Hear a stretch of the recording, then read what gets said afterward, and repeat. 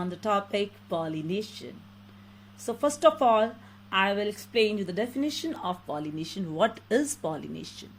Pollination is the transfer of the pollen grains from the anther to the stigma of a flower. Because pollen grains are immotile, they are not able to reach the stigma by themselves, so there must be some external agents, maybe biotic and abiotic, for the transfer of the pollen grains to the stigma. Mainly pollination is of two types, self-pollination and cross-pollination. First of all, I'll explain you the self-pollination and its types.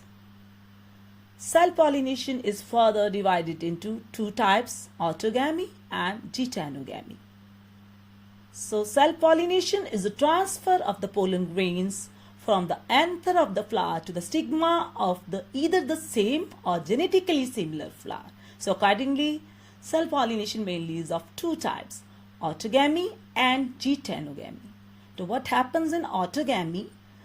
It is a type of self-pollination in which an intersexual or a perfect flower is pollinated by its own pollen grains. That is, the pollen grains of the same flower are stick to the stigma, and this occurs when there is synchrony between the release of the pollen grains and the receptivity of the stigma. Second type is geitonogamy. So what is geitonogamy? It is a type of pollination in which the pollen grains of one flower are transferred to the stigma of another flower belonging to either the same plant or genetically similar plant.